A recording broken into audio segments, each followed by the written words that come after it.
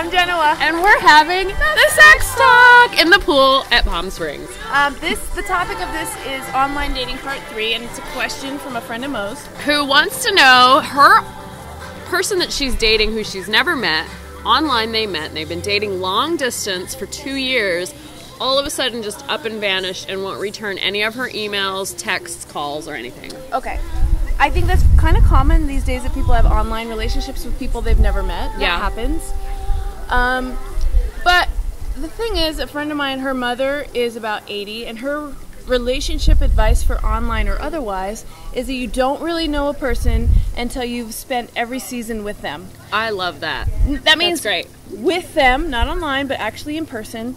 So I think when you have an online relationship, in quotes, it's important to keep in mind the difference between fantasy and reality. Yep.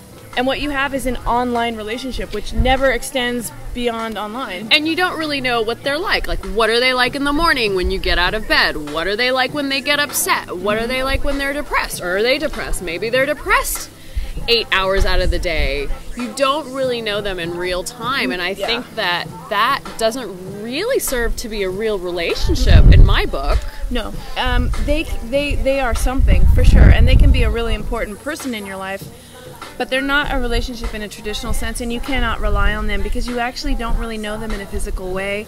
You've never met them or seen them, and not to be a jerk, but they might not be anything like they're purporting themselves to be. Yeah, don't you don't get catfished. Really know. Catfish. Don't get catfished.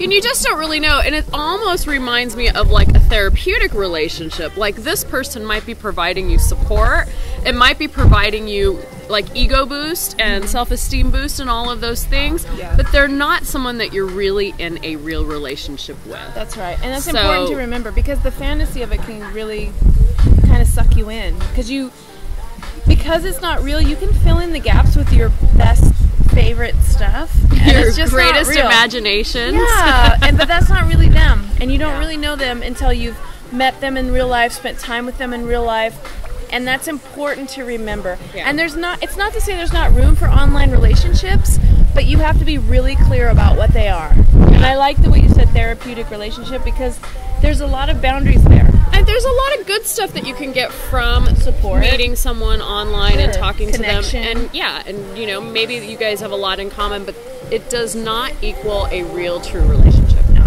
And that's important. Yeah. And if you have invested time in this and you want to really know them, make it happen. And if they don't really want to meet you in any real sense, they might not be who they say they are. Red flag. Major red flag. Major red flag. Yeah, and like talk on the phone first, but that's only just one step. There's several other steps.